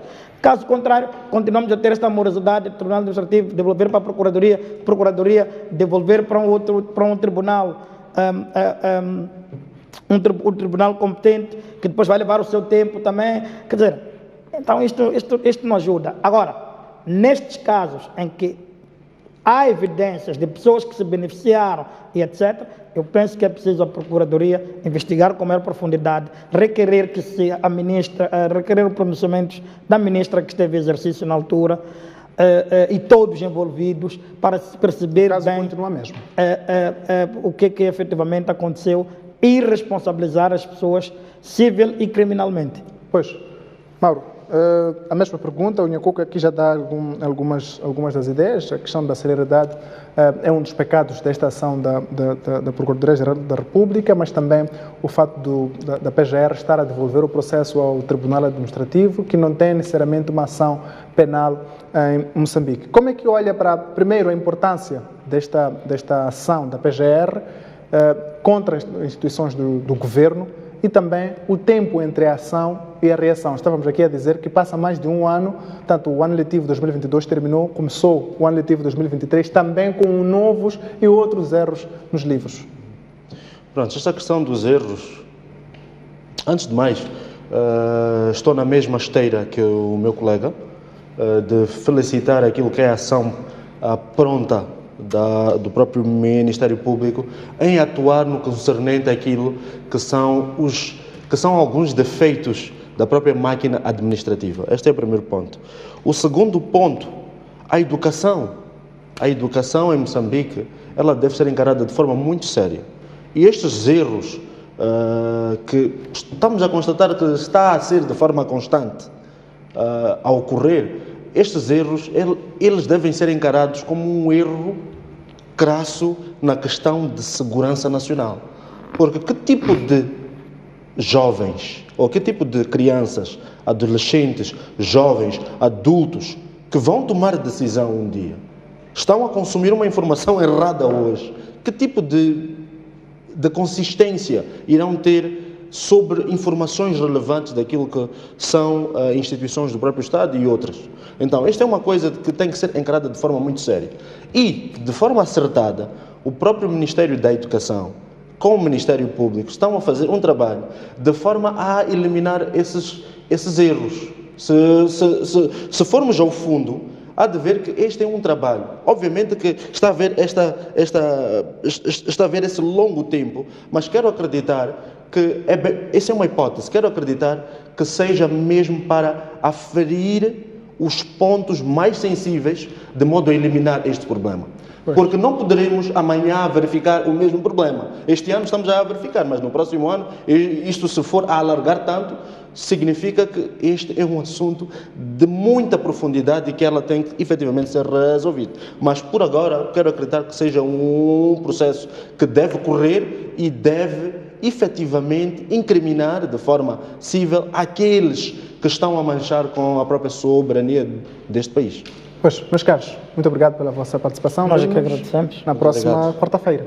Estamos juntos. Pois, o Noite Informativa vai continuar. A seguir vamos olhar para um tema internacional, vamos interagir com dois analistas políticos, portanto, de política internacional, nomeadamente Manuel David Mendes e também Raul Tati. Vamos ter a sua intervenção remotamente e vamos ouvir. É sobre a vontade ou não da Rússia portanto, a vontade de que se desencadeie uma guerra nuclear a nível do globo. Putin, portanto, o presidente russo, tem estado a dizer que não tem nenhum interesse que o mundo possa avançar para uma guerra nuclear. Isto foi dito recentemente, mas neste momento mesmo a Rússia continua a fazer testes de armas nucleares no solo sérvio. Vamos agora ouvir, olhando para estes aspectos, estas posições todas recentes e não só, se o que está a avançar em termos da vontade da Rússia é mesmo uma vontade de uma guerra nuclear, está a preparar-se para uma eventual guerra nuclear, ou é só uma questão de querer evitar que quando os seus arqui-inimigos decidirem avançar para a guerra nuclear, a Rússia esteja preparada para este momento. Vou começar por si, Manuel David. Espero que esteja a ouvir-me em perfeitas condições.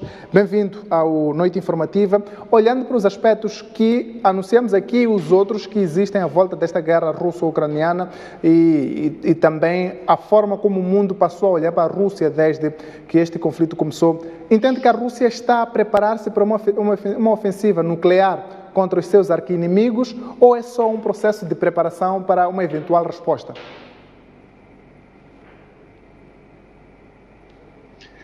Boa noite para si, boa noite para o Dr. Raul Tati, boa noite para o auditório da STV. Gostaria de dizer, em primeiro lugar, de que, nessa altura, de que haja interesse por parte da Rússia em fazer uma guerra nuclear. O que pode estar a acontecer, e acreditamos que é isso, é persuasão. A Rússia está a demonstrar aos seus adversários que é uma potência militar e, acima de tudo, é uma potência nuclear. Por isso, qualquer tentativa de uma invasão grosseira pode, de facto, colidir numa guerra nuclear. Por isso, eu acho que não estamos numa preparação de uma guerra nuclear.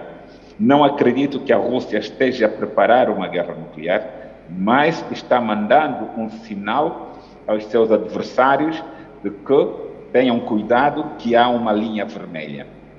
Embora até agora a Rússia ainda não disse qual era a linha vermelha.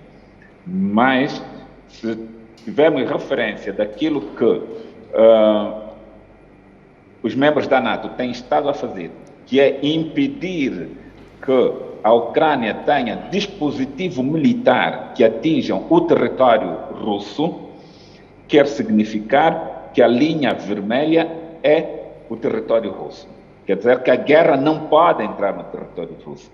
E a Rússia está, com esse seu gesto, demonstrar que é uma potência e que tem que levá-lo a sério.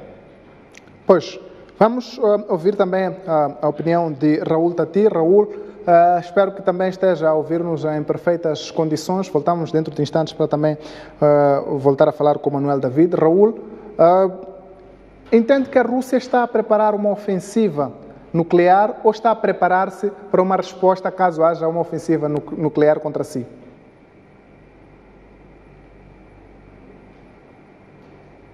Boa noite, António, boa noite, Dr. David Mendes, e boa noite também a todos aqueles que nos acompanham através da STV.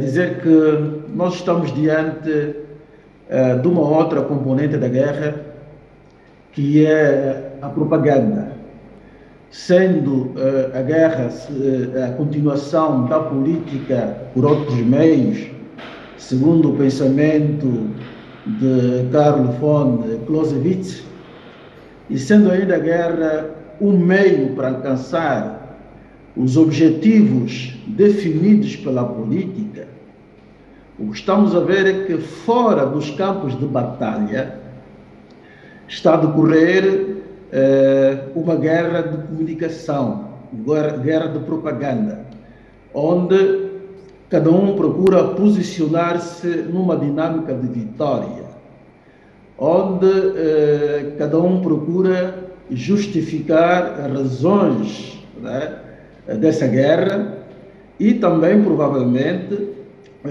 fazer passar a mensagem que está próxima de atingir os objetivos dessa guerra. Nos últimos tempos, evidentemente, estamos a assistir ao aumento do volume relativamente àquilo que eu chamaria retórica nuclear, em que a Rússia vai lançando sinais de ameaça de fazer o emprego de meios nucleares táticos nesta guerra. E aqui nós voltamos à história, não é? A questão da Guerra Fria, onde nós acompanhamos as duas superpotências, tanto os Estados Unidos e na antiga União Soviética, onde se viveu durante muito tempo, muitos anos, a chamada crise nuclear, não é? Com a corrida armamentista, a proliferação de armas nucleares e também mesmo de intenções de as usar caso fosse necessário. Mas, para responder diretamente agora à questão, dizer que há três factos, para além desta guerra de comunicação que está a passar, há três factos que nós temos de realçar relativamente a esta situação que está a ocorrer neste momento. O primeiro facto importante é a decisão da Rússia em suspender a sua adesão ao novo tratado START. O START é uma sigla inglesa que pretende dizer tratados do controle de armas estratégicas. E esse tratado foi assinado entre os Estados Unidos e a Rússia. Depois houve uma renovação desse tratado, que é o novo tratado START, que a Rússia entendeu suspender por enquanto. Este é um facto importante. O segundo facto, também que é um sinal, é o anúncio da Rússia sobre a intenção de instalar armas nucleares táticas no território da Bielorrússia, que vai acontecer já dentro de alguns meses, talvez em julho.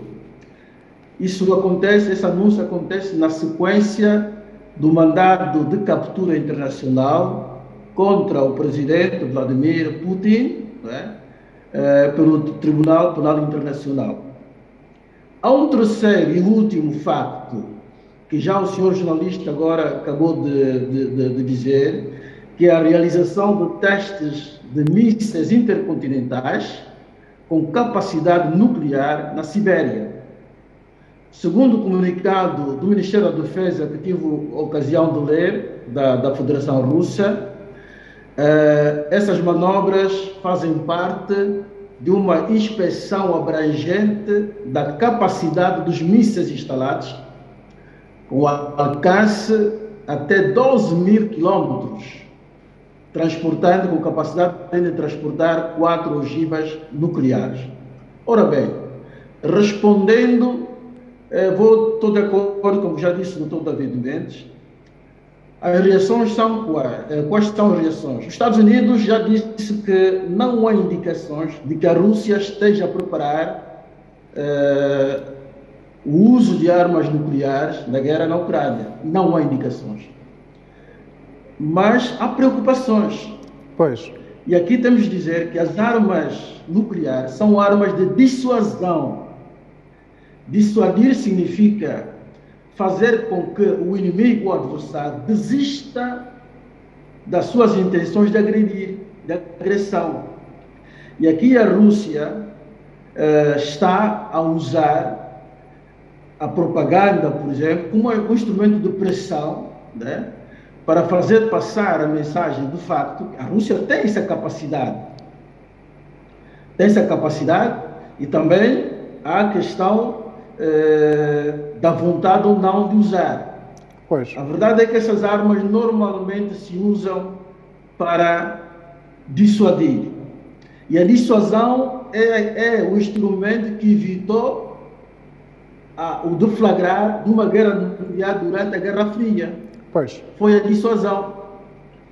Portanto, nesta perspectiva, eu creio também que nós não vamos aqui já abrir cenários apocalípticos que vão fazer o uso de armas nucleares nesta guerra. Para já é inverossímil, porque quem usa uma arma nuclear sabe que terá também resposta da outra potência também que tem armas nucleares. Por isso é que há essa dissuasão. Pois. Raul, mesmo para fecharmos com esta sua intervenção, esta é uma pergunta que sempre que fazemos um debate sobre o conflito russo-ucraniano, fazemos-la mesmo para que deixemos os nossos telespectadores e se calhar a nós próprios claros daquilo que poderá acontecer daqui em diante. Além destes testes que estão a ser feitos na Sibéria, há desenvolvimentos como, por exemplo, o fato da União Europeia ter disponibilizado 2 mil milhões de euros para a compra de munições a favor, portanto, da Ucrânia. O que é que se prevê em termos de perspectivas deste conflito daqui a um ano, por exemplo? Esse conflito vai se agudizando cada vez mais, porque há cada vez maior envolvimento dos outros Estados, nomeadamente os Estados que estão na NATO. E o presidente Putin já reagiu, por exemplo, à intenção da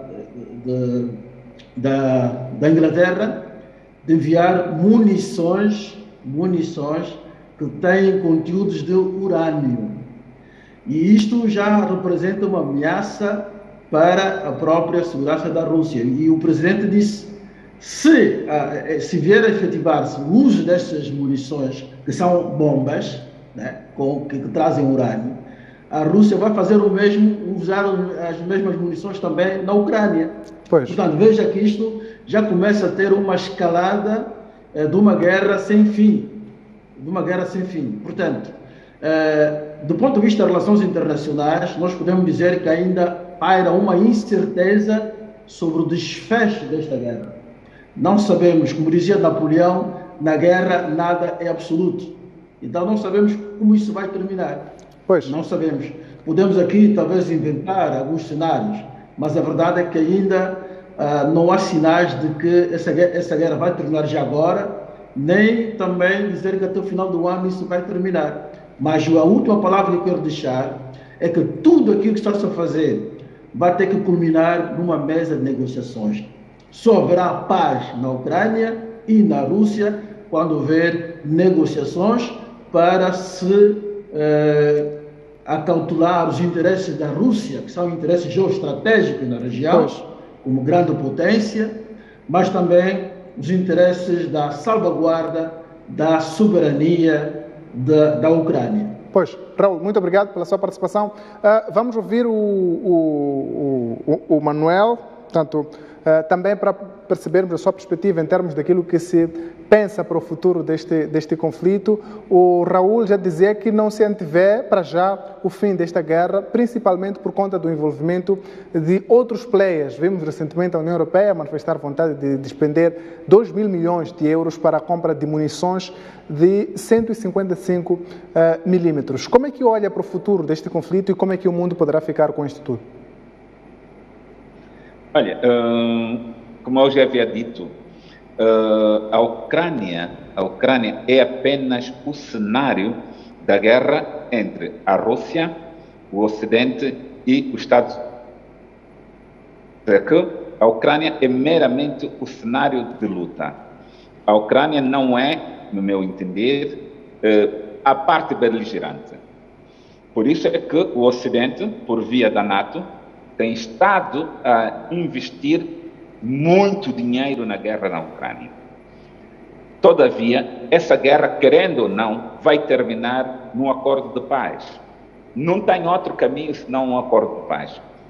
E eu acho pouco aceitável, um pouco aceitável, não mesmo aceitável, a continuação a investirem na guerra. Eu sou apologista que os Estados Unidos, a União Europeia, por intermédio da NATO, podem usar os mecanismos diplomáticos para persuadir a Rússia a terminar a guerra. Pois.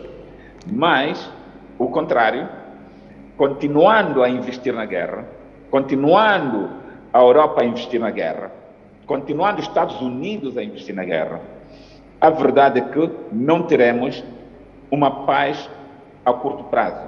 Pois. Temos que pensar que a guerra mata pessoas.